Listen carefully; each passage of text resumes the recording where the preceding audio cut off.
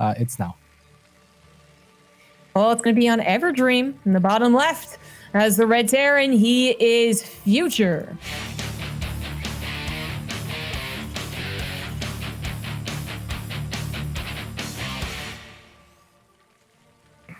Mountain to climb for Future on the top right-hand side. It is one of the smartest and most consistent players. One of the GOATs, I think, fair to say. The greatest of all times, Scarlett.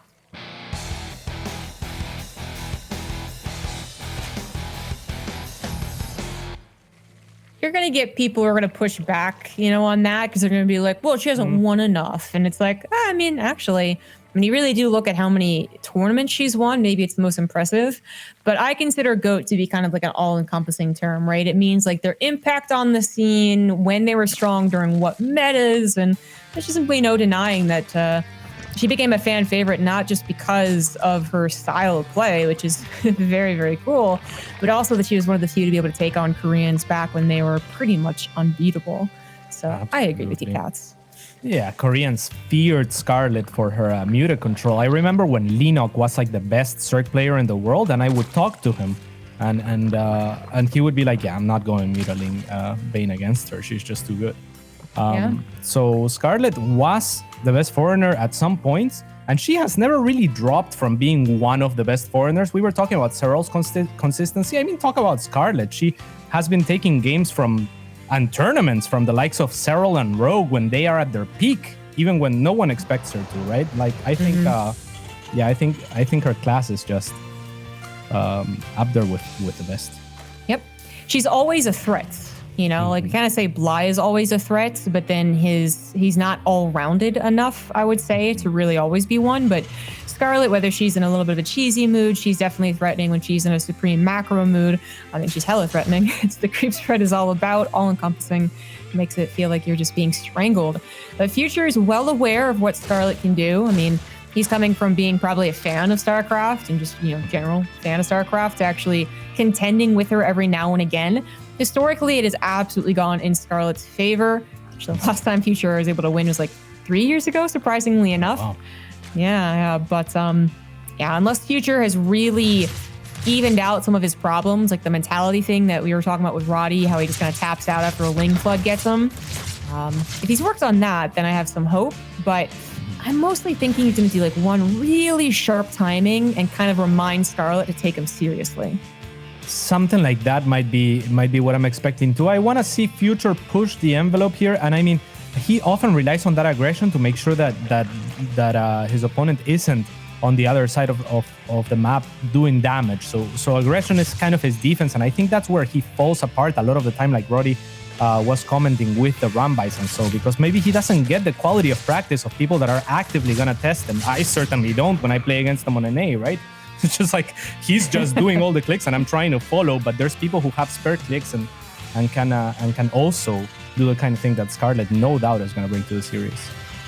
Scarlett's already bringing some faster aggression. We're going for a 2-base lair. No third hatch, but not many drones. Just right on 2 bases. Also getting those links top of those Hellions, which, Future was being quite greedy about. He's trying to go into a 2-base follow-up, so he stopped producing Hellions, but, with some last-second control.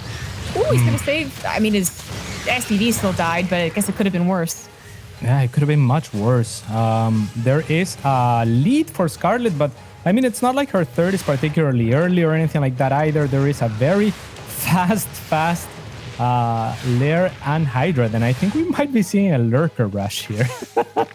No, my gosh. I mean, I'm with you. I can't believe it, right? Like, I was like, it's a Spire. You could have shown me like the size of a hatch and I'd be like, it's a Spire, but it's a Hydralisk Den. Oh boy, a lurker rush. That would be something. Oh man. I was talking to Scarlett actually before the game. I was talking to Future before the game, and then Scarlett messaged me because she saw me join the game, and she was like, "Oh, this is your ID. We've played, and you proxy hatched me, and actually beat my Terran." And I'm like, "Oh wow, that's cool." And she was like, "Oh, do you have any builds?" I'm like, "Oh, I guess proxy hatch." And I think she's just really looking to mix it up. Like, she was actually, when she asked me, I thought, "Oh, you're trolling me," right? Because she's a little bit of a troll. But now I see that she's willing to go for the 2-base lurker. You gotta absolutely love this. I'm so interested to see what this is going to look like. I mean, she is up against someone who's going for 2 base, not a fast 3rd CC, which I guess you really wouldn't be able to tell just based off of the Hellions, but she saw the barracks that had been lifted onto the reactor. So, I mean, whether she knows or not, she's still going to do the attack. I'm just wondering if this is going to really combat someone who actually has a decent number of units, who actually has a tank already out, 2 tanks almost out. Yeah, I think it's going to be a huge drop onto the high ground. It's that 2nd tank's position that worries me for future if he's not anticipating the drops, but rather the attack from the front. I think that Scarlett is looking to siege the production with lurkers. So I'm glad for future that he does manage to siege up on that high ground and not the low ground. But if that tank gets removed, it could still be troublesome. Future's been scouting the lack of 3rd base for a while, so he knew to be defensive and doesn't actually bother with any anti-spire play. So it does seem like he's about as prepared as you could be without actually knowing it's lurkers. But now he knows it's lurkers. He's going to stand on top of the overlords, try and get them before they can deposit the lurkers. The scan goes down, but the Master Infuse tries to save them. They don't save 2. They might be able to with the last lurker. Are you serious? No. Oh my God, no. The transfuses are so good. Yeah, 1 lurker will make it in as the Lynx finally break through, but that took a while. Finally, 2 lurkers sieging on the low ground, but there's still tanks and marines from future, though one of them kind of gets splashed a little bit. It looks like the kid's stabilizing. Yeah, that was really nice. The lurker didn't actually, there was no vision for it. There was no scan, so he used the splash of the 1st tank and barely saved the 2nd. He should be bringing the SCVs to the high ground, though, to make sure that they don't die to more friendly fire. Honestly, that's what I'm most concerned about. Okay, they mostly survive. And Scarlett's drop fails? Question mark? Yeah, most definitely. And a brilliant move, and I completely missed that. So thank you for catching it. That's awesome that he used the tank. One of the few units that wouldn't die, and actually kind of difficult to know where the tank is going to get shot for the AoE as well. At least I wouldn't know. So good on him. And now Scarlett is, just establishing her 3rd base. Future maybe will be a little bit cautious, but this is fantastic for him. I mean, you got to be scared, right? If she's willing to do that, what else is she willing to follow up with? How risky is she willing to play? Talking base trades in the future? I don't know. But if you looked at this just as is, with the workers being even, that's fantastic for the Terran. With Scarlett only on 3 bases, great for the Terran. And with her going into Ling Hydra, like, not a Baneling. It's not Baneling Hydra. It's just Ling Hydra. You would really assume the Terran should win this. Yeah, and the upgrades are also for Hydras, not for the ground, which is usually what you see from Surge. So I think Scarlett really wants to try and rely on these Lurkers and Hydras to stay defensive and maybe try to transition into a macro game. I mean, Lurkers are amazing defensively, so I could see how that could maybe work, but I think her time of aggression is kind of done for now. We're going to see how well she does with Lurkers defensively. I mean, it's a style that the Zergs have been experimenting with since the change, basically, when they got, additional range. And it's kind of in right now. It's kind of in vogue, but not this early on. So we'll see if Future reacts. He already gets some Liberators, which is a pretty strong reaction. It's so different is that it's 2 base versus 3 instead of like 5 base versus 6. Oh, the Engineer base is going to go down. It definitely is. And that is such a great move from Scarlett in the way that she splits her links. It might not seem like much, but I would have personally run most of my links into that natural, into the SCV line, and neglected those upgrades that are ever so important. And when you really look at how that unfolds, I mean, it's not like the links in the natural had a lot of surface area, so, she would have killed one more eBay than I. And that's kind of the thing that really separates players like Scarlett from others. Just she's looking at everything all the time. Going to continue trying those run buys to buy time, as well as just continuing to pull back her Lurkers. That's certainly something they're good for, but eventually that hatchery will be hit, and there's only 1/3 hatchery here. She can't just pull her drone somewhere else.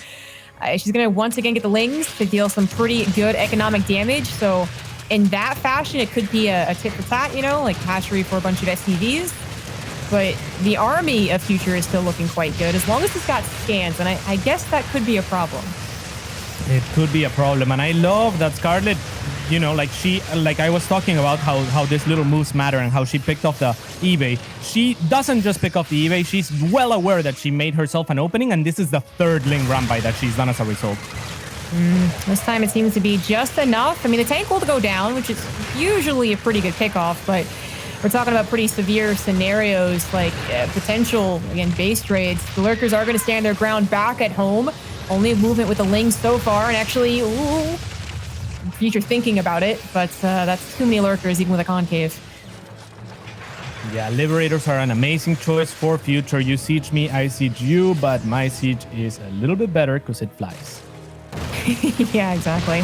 Oh, wow, it's actually Scarlett going to pull the trigger. Some tanks were not sieged, and the Ling sitting on top of the tanks is actually really messing with their fire, but I think Future was actually focus firing a little bit on top of the lurkers, and that is game. Future takes game 1. I mean, kudos to Future, but it's also something that Scarlett was really... She was the one that was determining how that game was going to go. Future just reacted really well. Yeah, most definitely. It was a risky strategy from Scarlett. I'm not sure how much she has worked on it. The idea is pretty good. The lurkers are so good up a ramp if you can clear up the ramp. And it's kind of difficult to see it coming, right? If you drop enough lurkers up that ramp, maybe if she had like another 2 overlords or something and less forces going into the natural, if she can take control of that high ground, it's so difficult because all of a sudden you're sieging production, you get access to kill all the SCVs at the mineral line of the main. It's just, it gets really nasty really quick. So as much as it didn't work, I really appreciate the attempt. And yeah, Future with a fantastic reaction, really not letting the lurkers get to that ramp ever. Yeah, it was really good on him to be defensive. He saw a bunch of warning signs, even if he wasn't, really familiar with that build, and just did exactly what he had to do. And once he realized what it was, for sure, 100%, he did very well against it. Got Liberators, always had scans, and that last fight as well was something that I think not many people would be prepared to know what to do, like mentally prepared for, but he seemed to actually be a little bit more used to it. Maybe he's facing a lot of people playing lurkers in the late game, so he just kind of took the skill and moved it to the early to mid game. That was super cool. Yeah, and to your point, I also didn't see that fight about to happen. I was thinking Scarlett's gonna reposition the lurkers backwards, so I was very surprised when she pushed them forward, and Future was a little bit slow to react, and that really speaks to Scarlett doing the unexpected and kind of going in when you are weak to her, and just making a situation that looks so favorable for Future, yet still very scary. And anyhow, spawning in the top right-hand side of the map, it is Scarlett.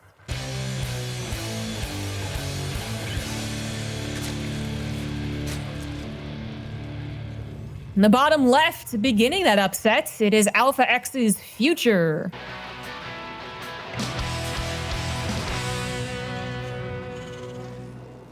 Is the Future now.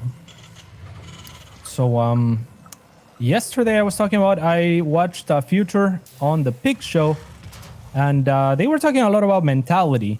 And oddly enough, actually, the way that Future seemed to be feeling yesterday was more along the lines of, I am a good North American player, but right now I'm not sure if I want to commit to continuing to win. And he wasn't like super sure if he had that winning instinct that I can very much relate to. It's like you really have to want it. And a lot of what he wanted seemingly was to have fun with the game and whatnot. At the same time, he wasn't sure either or. And talking to him today, he seemed a lot less conflicted. He seemed ready to win because he thought that he had a chance, because he thought that this tournament is the type of tournament that he's not going to get too many shots at, that it is a premier event, and he feels like he's in shape good enough to take all of his opponents. I mean, that's pretty bold of him to say, to actually win the entire thing. I think that he's pretty much a shoo-in for, the future seasons, the way they've been set up. I think he's fine for the round robin to make it out. And, maybe even reliably top 2, definitely top 4. So, but that's different from saying that you're going to win the entire thing, because you can kind of hope to maybe dodge some of the big contenders, basically, Scarlett and Neeb, and even to a degree Estrella. So that's some confidence right there, and it's good to hear. I think everyone's always looking for these, especially it feels like the up and coming Terrans. I don't know what it is about the Terrans, but Clam also is very, very hype right now. Future's kind of along the same lines. It would be pretty cool. I know Scarlett versus Neeb is the ultimate, NA matchup, and it's always fun to watch. But it'd be kind of cool if in the future, Future versus Estrella is actually the ultimate NA match. Yeah. Yeah, and it's rather possible. They're both so good and quickly improving. So let's see. I'm really curious as to what's going to happen here. Scarlett kind of started by telling Future that, you know, she can also take the pace or pick up the pace of the game and kind of take control of the game. And Future shot that well. Now I think it's most likely at some point during the series, because I mean there's another layer on the way. So yeah, I don't know. No clue. I was gonna say maybe now it's time to macro up a bit if you're Scarlett, but she has plans of her own. Yeah, obviously. I mean, I am still expecting to see her do at least 1-2 base Muta.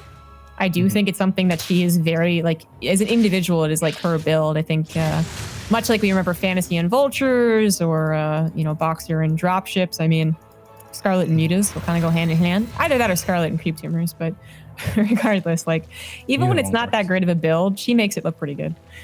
She sure does. And yeah, we'll see then. The lair is about to complete and haven't taken... Okay, now taking the 4th gas. So that opens up for the possibility of Spire, but it does not guarantee it. Usually you take all 4 gases a little bit earlier when going to Spire. The Reaper will scout the lair as it completes, so it couldn't be any better timing in that sense from Future, who is going to go behind the mineral line and miss, obviously, the building that is the Spire at the natural. All right, so this is, as I was saying, maybe not like usually a super ideal build in general. We do see like more on the low econ 3rd bases into Mutas. Spire. Oh, she's hiding at the top. I was like, what? How did he not see it? Love it.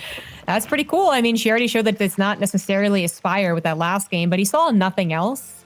So, I mean, he might just assume like he missed it, but like, you know, doesn't know that it's, you know, being hidden. But I was saying is that she makes it look kind of good. I do think Future is also a little bit expecting this type of build. He didn't go for a 2 base again here, but he went for a very fast 3rd CC, and then he could skip a lot of corners. Like he just gets 4 Hellions instead of 6. He doesn't have to worry about building a tank. From what he saw, he didn't have to worry about like a Nidus Worm. Maybe he should have, but anyways, he's not. So he's actually going to have quite a lot of Marines and a fairly quick follow-up for a drop or push potential. So as usual, when it comes to Mutas, you want to buy some time, hopefully get some difficult hooks out, and then also have a lot of creep spread, which, I mean, that's why she makes this build look good, is because the creep spread is always fantastic. Yeah, it really is. And when you take early control of the game like this, you definitely take map control with it. So creep spread is gonna be a given as well. 7 Muta now on the way, as well as the Baneling upgrade, as you were mentioning. And is there any? And there's no other upgrades though at the moment. A little bit concerning on that front. Something's got to give when you actually can make. You got to make enough Mutas to be worth it, and then you also have to protect yourself from early pushes. So Banelings are also kind of a given. There used to be like all-ins around this time, but with the evolution chambers coming down, it's definitely not one of those. Future is a little bit, you know, concerned, but I think that scan, I don't think it saw the Mutas. I actually didn't see the Baliness either, but the default assumption should be that those Mutas and those Wizards actually finished up perfectly timed. Yeah, well done by Future, who is also moving out. He will not find a 4th to contest like these pushes sometimes do, because like you said, something's got to give when you get Mutas this early. So he's just going to push on the creep back to the 3rd, and this is a decent move out. Scarlett does make a lot of links and some Banes behind it, so I think well done by Future. I mean, it might look a little bit conservative, a little bit too safe, but he's giving, you know, Scarlett due credit that she will have the appropriate number of units to deal with his first push, and it's not like he had a lot of splash, so it really was just a creep cleanup mission, kind of get the gist of things as well. Maybe even bop a 4th base that was a little too greedy, and now it's going to be chasing the Mutas, and continuing to stop Scarlett's creep spread is pretty big. Absolutely. That plus the fact that that Scarlett made so many units instead of drones at a stage where she's trying to catch up economically to some degree. I mean, she's caught up almost in workers, but I would say Future's economy overall looks pretty good. And I really like his position. I mean, the Muta really didn't accomplish anything so far. And Scarlett didn't, like, I feel like I've seen her and other Zergs actually commit more to Mutas, be more at maybe the stage of like 15 by now. But that obviously would be a lot of not Banelings. So you're gassing that. So she is putting a little more emphasis on the defense, knowing that this push was going to come. It is a good pre-split. Only a single tank really for splash, because we don't really consider Hellbat splash. And I guess now he realizes the fourth is actually up top, so he's going to reposition. Yeah, there's also like a billion banelings, so he's gonna get as far away from creep as possible, as he should. And I'm not even sure that, I mean, Scarlett is the type of person that's willing to take an engagement whenever, if she sees the opening, right? It doesn't matter if it's on creep or off creep. If your units are clumped up and you're not paying attention, she's gonna go for it. So Future has to be really careful with his setup. Ooh, see, that's kind of what I'm talking about. You have a little opening, don't have a little opening. That tank almost falling. Yeah, it's going to fall. It is for 2 mutas, but the 2 tanks are not getting sieged up. Future caught a little bit unawares, has to spread again. Lots of banelings crashing through here, but entirely off of creep. Future needs to spread even more. Actually, no, the banelings going to a meat grinder. He's standing his ground. Oh, no! No. I think he thought he could stand his ground, but there's too many banelings. He definitely did. I mean, that's a slightly overconfident move. It's like one baneling dies a little bit earlier or later than it would have, and it changes the whole dynamic, right? And then all of a sudden, he doesn't lose any of those Marines. He was definitely watching, and he definitely thought, I think, that he could stand his ground. And yeah, I mean, can't blame him too much for it. I thought, maybe. It was looking close, like it really was. It was so close to that effect when the banelings are off creep coming in single file, where like the Marines actually don't even have to be microed. They literally just tear him down fast enough. It was close to that. It wasn't actually the situation. And Future loses what could have been even a game-deciding engagement. But it doesn't mean he loses the game. He's actually still in a pretty darn good position. He still has an army supply lead. His upgrades are still farther ahead. That was just almost so good. It almost won him the game. Yeah, absolutely. I mean, it's the kind of thing where we were talking about Scarlett maybe taking an engagement off creep if she needs to. She picks off he's the second tank unsieged and the army clumped up, so she goes for it. Reasonable, but I think Future runs away far enough and reacts quick enough that maybe she could have even disengaged. But in the end, it wasn't so bad for her. Still, Future with a very, very strong force. I think he's been in a good position for most of this game, and he hasn't really let go of that lead.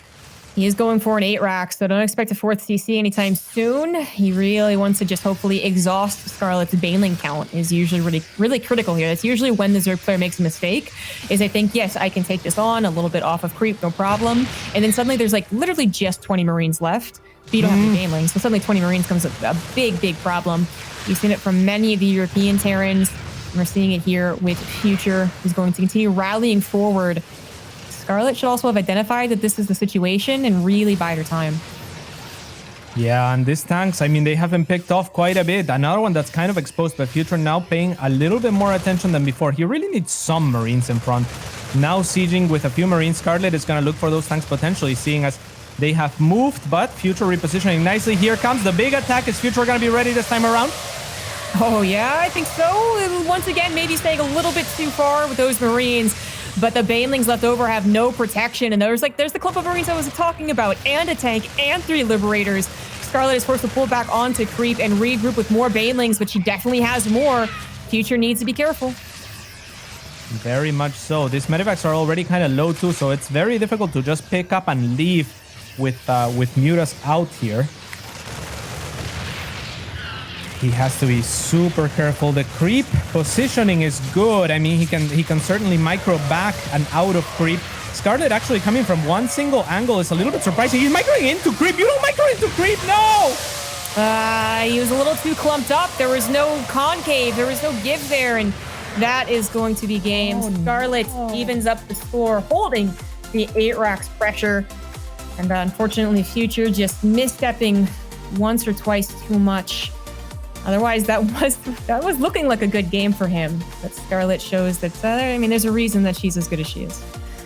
Yeah, certainly. I mean, Future did look very strong. Those 2 times that he holds the line, it's probably close. Maybe it's to Scarlett's credit to some degree. We were talking about how sometimes the banelings are running in single file, and it's much easier to pick off the banelings there. Scarlett was a little bit more careful bringing chunks of banelings that were more like a wave, perhaps, and Future maybe not used to this good of a positioning, underestimates the army. The mutas were so good for Scarlett, and she just makes it work somehow. Yeah, it really was just like a bit more fanning of the Marines. A couple of times the tanks weren't sieged also, I think, is a really big deal. And suddenly the balance tips in favor of Future. We see it all the time with that style. I mean, sometimes it actually gets kind of abruptly ended and the momentum's never there and it looks kind of lame, but actually properly executed, the 8 racks is scary no matter how well you think the Zerg is set up for it. Yeah, and even towards the end there, I think Future had a pretty good shot of winning, but he ended up microing into creep, and that's just a pretty huge mistake. Maybe big enough that he GG'd right away, right? Because I don't know if he was even completely out of it, but when you make 3 crucial big mistakes, it can kind of just wear you down. Mm-hmm. And then also the idea that like I microed on a creep, which means I have to reinstate my push on creep because I didn't clear that up. Like there's a lot of things that weren't going in his favor when he really was on a timer. I think what also was kind of disappointing was that Future never had the opportunity to scout the right side base. We didn't really talk about it, but Scarlett had taken the right side, almost like a backup if she really did lose the top left. And that's like one medevac drop there would have maybe been like, enough to take attention away. It's just not something that you're really supposed to do with the 8 racks. So tries to just force the issue on the single engagement. Doesn't work out. And now we're headed to Pillars of Gold with an even best of 5. Alrighty. Let's see it then. It's even like you said, but Scarlett looking like the stronger player, looking like she's almost trying out and testing some builds, though.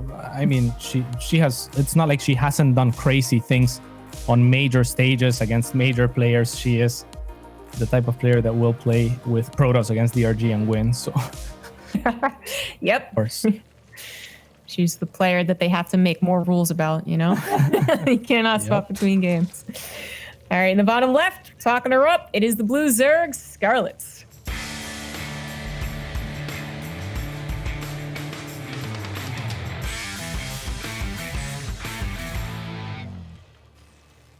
Top right-hand side, it is Joe Future.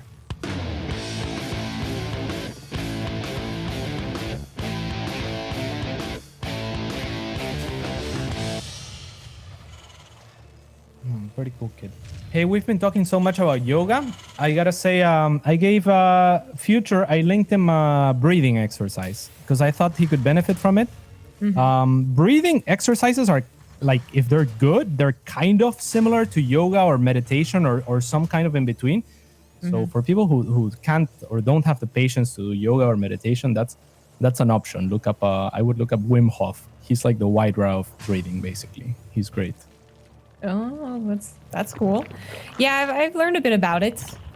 Usually it's the beginning of like learning how to meditate. It's like focusing on your breath, right? Yoga is also good about focusing on your breath. I mean, I'm just like, I casually mentioned I did some yoga and I love this is now apparently going to be a thing. All a dream. Hey, healthiness, right? It's a good thing.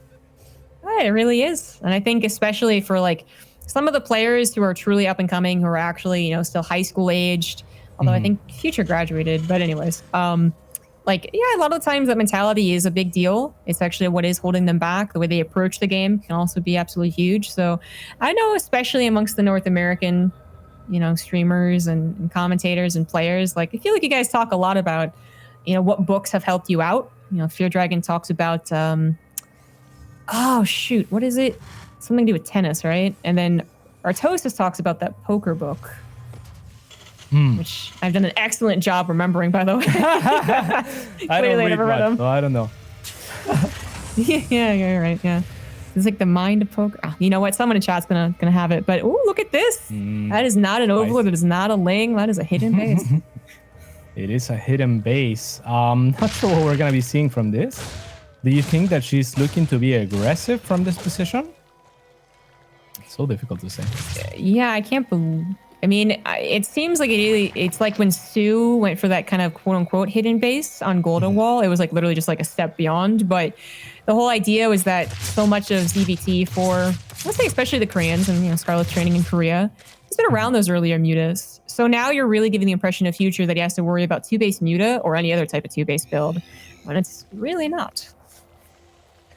Yeah, that is a very good point, especially with how she set up the first 2 games, going for 2-base tech, right? So this time it's going to be a 3-base, only the third is going to be hidden. This is something much more common in Brood War than it is in StarCraft 2. A lot of that has to do with how the base saturation works and, how the armies are a little bit clunkier to get around. But I really like this actually. Now that you mention it, it plays off of it's almost like she's playing a series and not just a game, right? Where she's kind of like leading her opponent into thinking certain ways. It's almost, it's got to be second nature for some of these players. I mean, so many StarCraft players have literally been playing since 2010. Even Future, who's still up and coming, who's still young, has been playing for like 4 or 5 years. When you consider Legacy of the Void is, half the age of StarCraft. Like it's... Anyways, the pro gamers, they're used to that, and I do think she is playing to a best of. Apparently, she is going to be going for a Ling Roach all-in off of this hidden third. Quay? Very interesting. Whoa, man. And then an Armory. Oh, a Hellbat push from Future. Yeah, and to make a clarification earlier, she was asking me for a build, and I thought she was trolling, but she asked in particular, she said in particular, I don't have a build for game 5. So if we go to game 5, that's where her plan ends, I'm pretty sure. Just to give you a heads up, it could get crazy here. That's pretty funny. Oh, I want us to get there. I mean, not just for the game 5 epicness, but I want to see what she's going to do when she doesn't have any more plans. But this is a pretty strong plan. It's Ling, Roach, Ravager. Now, Future having Hellbats actually wouldn't put him in a bad position if it was defensive. But as you can see, being offensive, he's just going to have to turn away. Although the Liberator is getting some decent damage done. On the other hand, he scouts the Roaches. So now Future is going to try and hold with what he can, which is building a tank, but it's just started, and then 2 Liberators on the way. Yeah, the problem is these Ravagers already from the proxy hatch are out on the map and at his wall much faster than he could have ever anticipated. And this Hellions, the answer to the Lynx, are going to get taken down right away. It looks like it's all Scarlett this game. It looks like her plan will work. It's looking really good. Yeah, it is. Some Hellbats do get on top of that ramp, which bodes well to deal with the Lings. And the Lings is really what really gets like most of the SEV kills. The Ravagers just open the pathway. But he still needs the tank. He still needs the Liberators. The tank does pop out, but it's dangerously close to the lip. Oh, it's going to get Crucible down. It's just going to happen eventually. There we go. Yeah, there's the Overlord to give the vision in order for that to happen. And now, Liberators, not exactly what you usually want to face Ravagers. It's looking all too good for Scarlett. Okay, yeah, he's tapping anyways. Saw the Liberators stacking up and, well, didn't end up actually mattering. GG, Scarlett with the proxy hatch gets those Ravagers there a little bit faster to break down the wall and really get things going. It's going to be a 2-1 in her favor. When we return, we can see if Future can bring it back.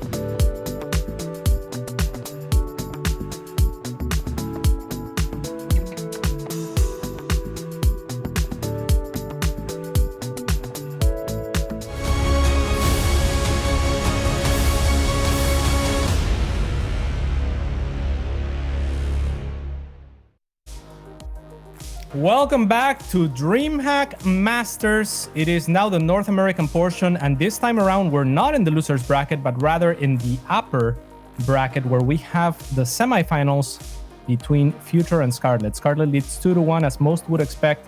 It's been a close fight, and we have definitely seen some openings here for Future, though, Jess. I think we've seen some openings there from Scarlett. Got lurker drop, so you got hidden/proxy hatch. I'm gonna call it a proxy hatch. It's just not really, it's not doing it justice what we usually call a proxy hatch, but it worked out the same way. I mean, Future's really been bringing the power when you can get a macro game going, but Scarlett's, she's forcing him to play her game. I'm not sure that Future can regain control over this best of 5. In the top right of Ice and Chrome, he is Future.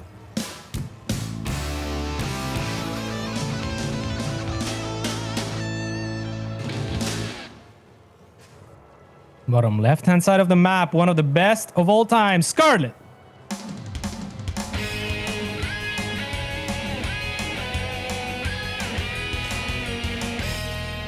And of course, the winner of this is going to be facing the winner of Estrella versus Neeb. So I know you all are very excited. You all see what we do, which is the potential Scarlett Neeb rematch of a rematch of a rematch of a rematch.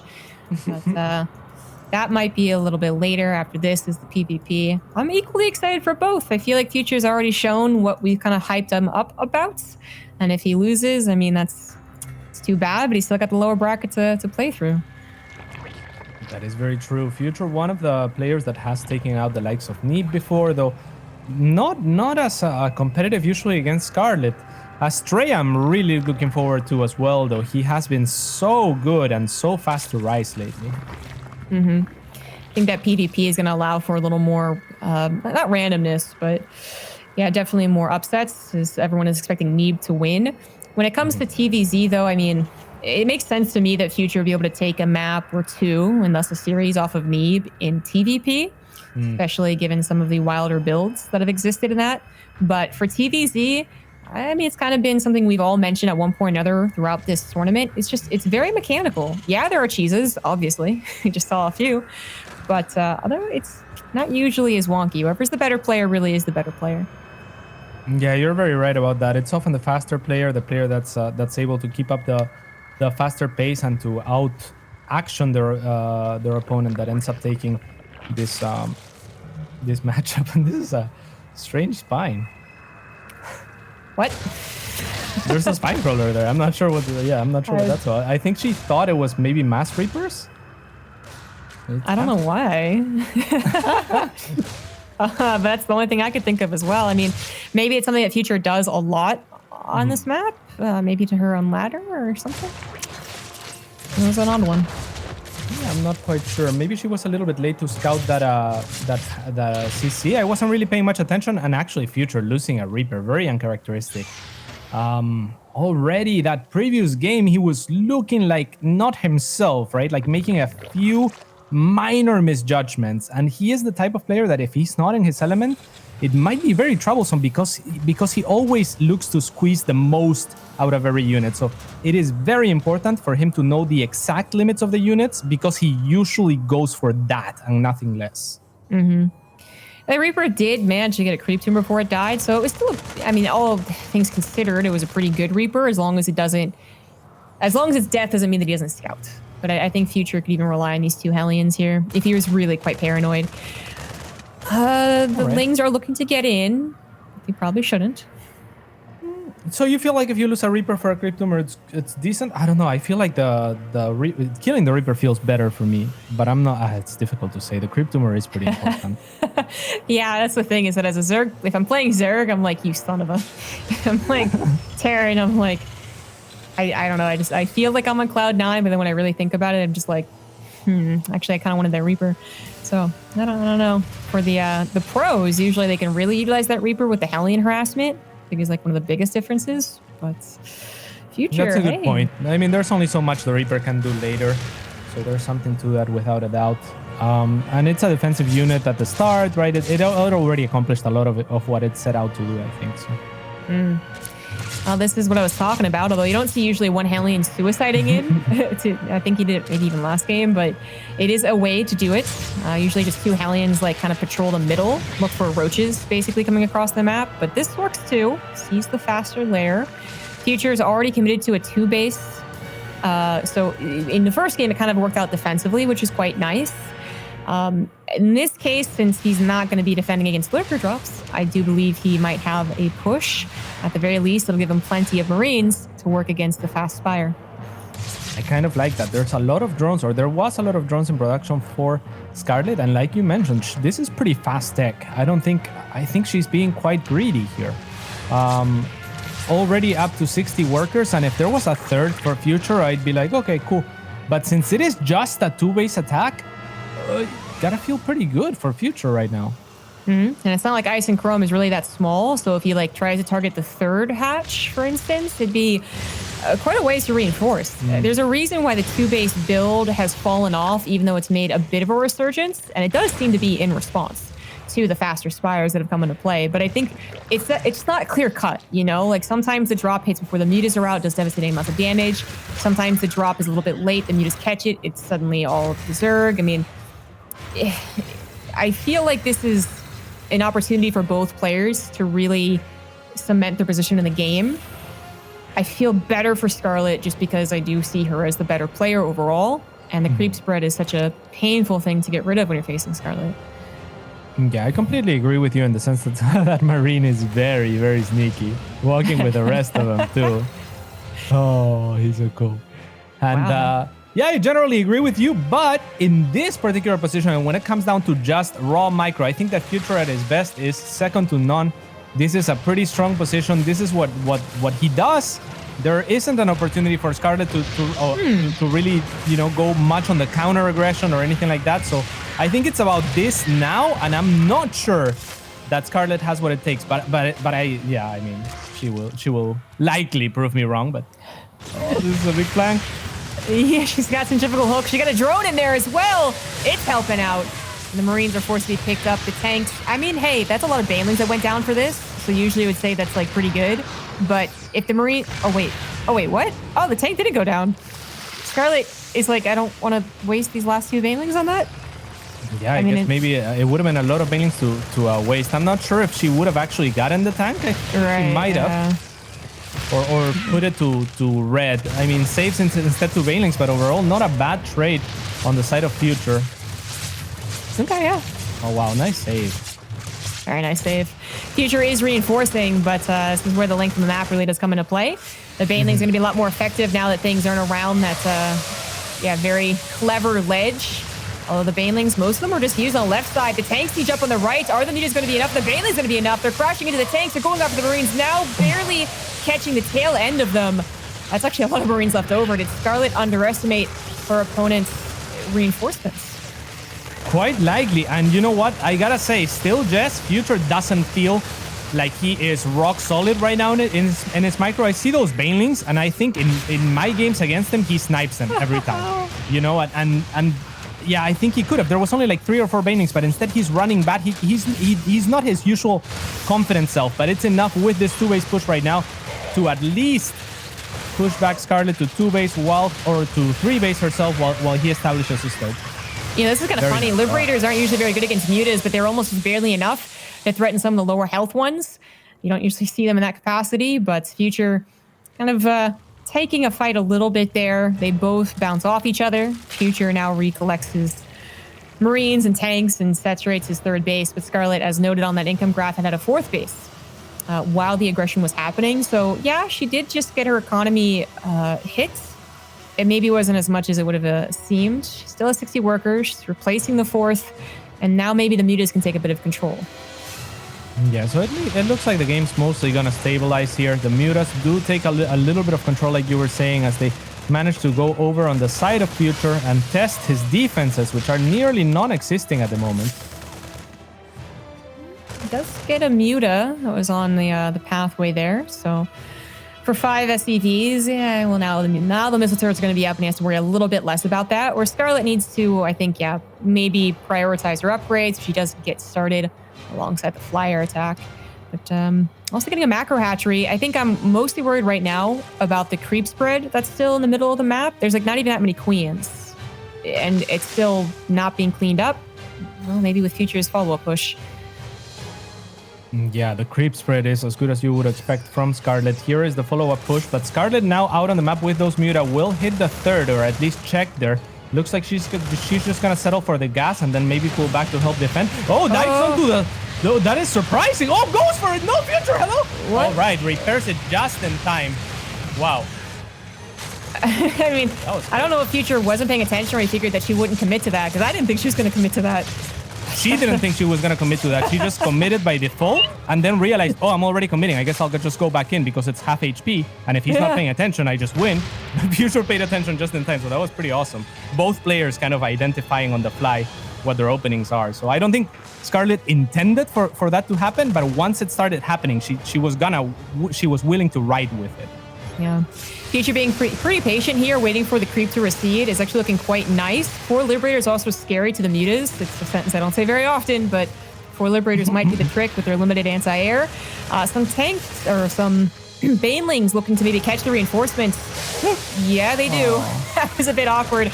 They're both paying attention to many places at once as the rest of the Lings, I guess they're supposed to be accompanied by those Banelings, are already on top of the third base and on top of the wall. All the Banelings are down, however, and the Lings should be cleaned up. Future, meanwhile, grabbing that fourth base and continuing to move into the natural.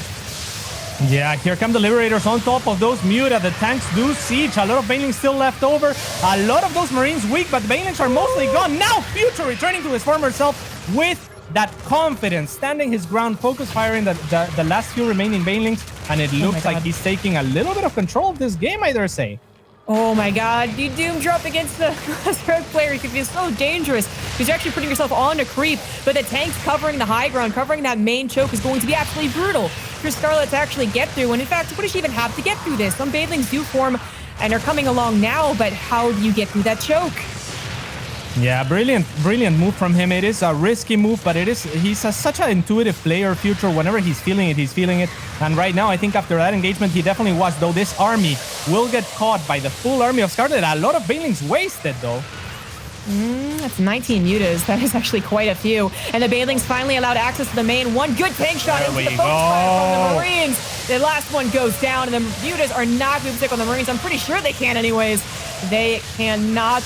Oh my god, maybe it's going to finally happen. Future. Absolutely. That's a lot of Muta. Yeah, wonderful moves from him. And I mean, the creep spread is one thing that Scarlett still has going for her. But other than that, this tank getting surrounded is a little bit painful. But Future has managed to play an excellent game so far. Good focus fire once again on those remaining Banelings. And where are the rest of them? Actually, there's no more Banelings, but the size of the armies are getting a little bit questionable. Future really looking to take the victory, wants to end the game right here, right now, and I think he might just be able to do it. All the Lings are massacred to the 1-1 bio, and the Mutas just simply can't help anymore. Their numbers aren't strong enough. They really are not. There isn't too strong numbers for Future either, and this creep will give Scarlett all of the heads up she needs to know exactly what's crossing the map. But it's not like she really has a choice to try to make any drones or anything like that. It's units. I am still concerned about the creep, but Future is looking strong there. He's going to pick up and evacuate behind the tank, which is actually was holding the choke for a little bit. Every time he retreats, he is retreating on a creep because he just couldn't afford to stand, but now he can. Once again, the focus fire. The focus fire is what this game is all about. Future now with a 20-30 army supply lead. I think he's going to do it. I think he's going to bring us to a game 5. Yeah, that focus fire on creep. He is waking up. He is back. I mean, this is what I was expecting from him. It was that focus fire. It was that confidence on aggression. We've seen it in this game. And I love it. I really hope that he can close this out and take us to a game 5. Ooh, Scarlett is absolutely fighting back. She's not ready to give up yet. And with that big pickup with the medevacs, it does actually completely stall out Future's momentum. But as we take a moment to breathe here, Scarlett's on 4 bases, but only 50 workers to Future's 44 on 3 bases. That's actually not where Zerg really wants to be, to consistently replace all of these Lings, all of these Banelings. Definitely. And now, finally, the creep will recede as well. So a strong position for future. However, Scarlett double expanding, Jess. I love this move. I mean, if she can stabilize, that's the way. And she can maybe afford to lose one of those expansions should it get scouted. So this is definitely a way back into the game for her, I think.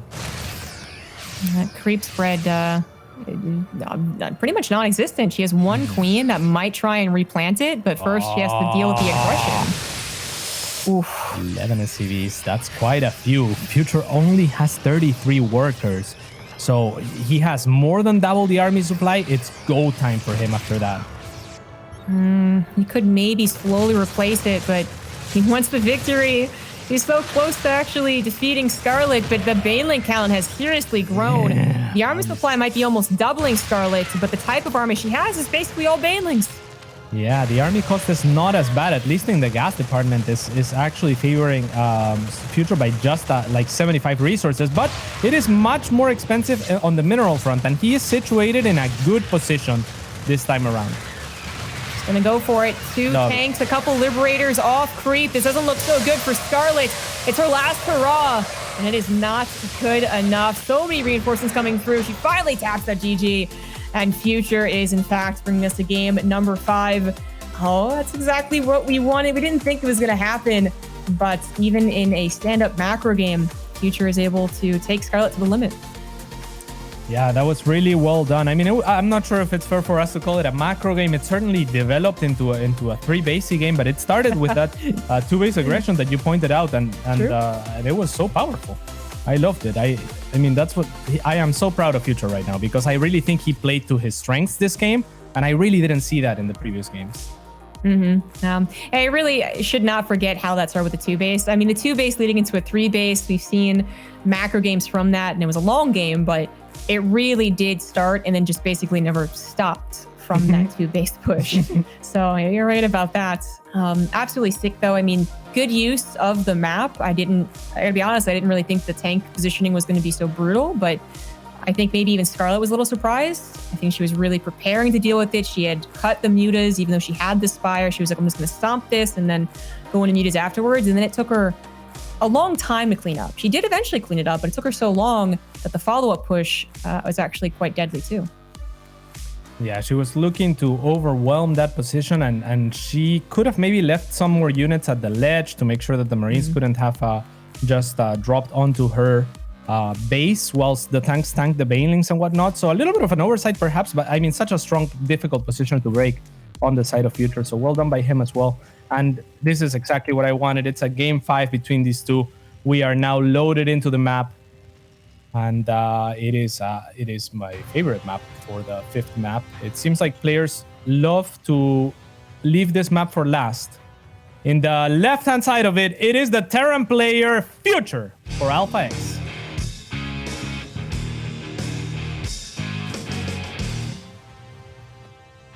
In the bottom right, as the blue Zerg, she is Scarlett. I finally read her clan tag. What is it? Adepted. Adepted. Nice. What team is she actually on? Let me check here. Brave Star Gaming. Game still? Oh, nice. Yeah. Brave Star. Unless there was a recent change, but yeah, Adepted doesn't have to worry about Adepts in this matchup, but she would absolutely, if she wins this, she is facing guaranteed a Protoss player in the next match. But now it's no longer, it's no longer a sure thing that Scarlett is going to win this best of 5. Here we are in game 5, and Future has shown us some strong builds. He's been bopped at least once with some aggression. And I'm definitely feeling like a 2-base Spire again here on Golden Wall, but that last game made me really hopeful. As you're pointing out, the Baneling Focus Fire, the actual correct predicting of the engagements was looking a lot better for Future. Yeah, it really looks like he warmed into it, and he was really feeling it towards the last game, because those confident moves, like the one you pointed out, like going into the main of Scarlett, that's the kind of move that I want to see from him. Yeah, it's a little bit risky, but it's decisive, it's quick, and it works often enough. He identified, he didn't do it just at random. It was a high possibility of working. That's the kind of Future that I want to see, and I think we're gonna see him. Oof. This is also, I guess, now opportunity to talk about how Scarlett didn't have a plan for Game 5. Oh, yeah. And on this map of all maps, it is... I mean, she has brought such a crazy series to us, Jess, and this map is the craziest. So if I'm Future, I'm terrified. And even if she just plays a normal CBT. It's going to be pretty scary. Scarlett is, in fact, playing from Korea, unless my... it's updated soon, but I'm pretty sure she's still there. So I wonder if that's affected any of her build order choices. Although I would say it usually would make it so you're not as tempted to play Mutas. She's not shied away from Mutas. Yeah, it also makes me wonder. She's still in the GSL, correct? Yeah. She just did the group nominations. Yeah. So could she be looking to save some builds or even try some builds here for the GSL? I mean, you have to some degree account for both tournaments now. Yeah, it's actually she's in a very difficult position. Where you weight your focus. Where you're going to save your builds for, because GSL is, I think it's inarguable. Anyways, that it's very prestigious. But as far as other things go, we're talking about EPT points a lot of the time, and they'll get more and more important as we roll through these seasons. But maybe it'll be a little more important later on. For now, I think they're just both wanting to play their best Game 5 possible, and Scarlett probably just wants to prove that she's still one of the best, if not the best, North American player. That's without a doubt. And Scarlett is now finishing a lair for the third or fourth time this series off of 2 base. So very cool style. What is it? Oh, the armory coming down. I'm pretty sure Future wants to do a Hellbat attack against at least one 2-base Spire. And it just happened that third game, the one he got proxied, or hidden hatch, whatever you want to call it, was one where she wasn't going for 2-base Spire. But this could be brutal. You pointed out how greedy she was last game. Yeah, because when you're going to a 2-base Spire and taking all those gases and basically don't have any links, there's no spine out on the map, and there's a third on top of it. Yeah, I mean, that is pretty greedy, and I like the choice. There is no possibility for roaches. The Baneling Nest is the one saving grace for Scarlett if she can get to those Banelings in time. She has been willing to adapt to some circumstances, right? She didn't make those mutas immediately last game, which helped, or... Well, maybe with the positioning, maybe it hurt a little bit more. But anyways, we're going to see what happens here. The Hellbats are actually already attacking, and Scarlett does not have the Baneling. She's forming them in the mineral line. Her Queens can certainly buy some time, but at the very least, it's going to be difficult to clean up and give Future perhaps a great start to this game. Super cool Liberator. The Queens are going to really struggle to go down there. And I love the spines also for Scarlett. That is the ticking time bomb for Future that he doesn't want to allow to happen. The Queens managed to go down the ramp, but not without losses. Are going to focus fire that Liberator. The Hellbats try to get in the way, but it's instead the link cleanup from Scarlett that's going to do the job. That was certainly scary, but the Queens plentiful enough to actually push down against the Liberator that could have continued to roam around because I don't see any Spore Crawlers. Although I guess the timer was always there because the Spire does finish up. But that's what I was saying. Like, the Banelings were available, so it wasn't going to be a game over. Question was, does Future get enough of a head start with that opener? It might not matter nearly as much about as the next minutes, basically. How much do the Mutas do in return? Yeah, I think that's the big question right now. Scarlett now managing to drone up, but important to note that during that attack, she was actually trailing in workers for a little bit, and she did have to commit a lot of resources to defending. So if we actually look at the resources lost tab, it's Scarlett that has lost a little bit more than Future, but almost negligibly so. So I completely agree with you. It's down to what these Mutas can do now. Missile turrets are already up. Future obviously scouted what it was. And definitely has enough Marines. Although we're feeling a lot more confident with combat shields, still confident enough to send out that third onto the gold. Most definitely. The Mutas will try to stall, but there's really nothing that they can do other than put a couple of shots onto that command center maybe for later. I love that Future is taking this base on this map. It is kind of the dream if you're him, really. You can probably get like maybe 1 or 2 barracks extra of production, or maybe cut down making SCVs a little bit earlier. Whatever the case, if he is able to manage this base well and doesn't lose it, it should be pretty good for him. But look at Scarlett with those banelings. I've done this before. It hasn't worked for me as well as I would hope. But what she's gonna do is gonna wait for Future to saturate that base and go between the two cracks, I think, and try to detonate those banelings manually between those two cracks of minerals. Right, they're gonna stack up quite a bit. There's not too many mineral patches, so that can be very, very deadly. Certainly, let's see it. Let's see Scarlett. It usually doesn't work for me, honestly. I've tried it a couple of times, and I usually kill like one worker, and I'm like, really? So I really want to see this work because I feel like I'm messing something up. I don't think I've seen anyone else try it, but I'm sure like Scarlett has probably tried it before if she's trying it now. And she went in and saw there wasn't many SCVs. There still isn't. And also there was no missile turrets. Okay, so they're just letting her mutas do the job. The SCVs at the gold will go down, but Future has found himself a position on the ledge leading to the natural reinforcement line, and he's clearing up a lot of creep. That is a pretty good position. The mutas will be forced back as well. Yeah, so I'm not sure who I like that for. A few overlords also going down, and the mutas actually flying by the Marines, but none of them will be punished for it. This is so dangerous from Future, but I think he's just ready to pick up on a moment's notice. Good focus fire. The mutas also being focus fired. The pickup could happen. I think it will. There we go. And the baneling's getting hit from afar by the tanks. Excellent traits on the side of Future. I'll try to keep an eye on those banelings on the bottom side of the map. I'm really interested in those. The mutas trying to threaten the tanks, but Future is aware of that possibility. And there's really not that many mutas for Scarlett. Not enough that she can threaten with the mutas alone on either side. Oh, wow. I think this might be it. Future is already in Scarlett's natural. There's a lot more banelings left over, but there's still so much bio. Future realizes maybe he's being a little over-aggressive. He needs those tanks to help him out. He needs the concave. Yeah, you have to play it a little bit slow. It's looking really good for him, but it's not the time to lose your patience and just attack into this army of Scarlett. It's still a very expensive, very strong baneling army. If you let down your guard, it's going to be bad. Nice pickups. Once again, letting the tanks do their job, and now with Liberators, it's going to be that much harder to dislodge this attack. The banelings still looking for their opportunity. There's just a lot of SCVs. Future, basically on two-base mining, is doing fine. He has such a chokehold here, and Scarlett is only just now reaching towards her fourth base. So, oh my god, she's about to lose her natural. She's going to try and defend it, but into 4 tanks, a ton of Marines, and while it is partially on creep, it just isn't enough Zerg.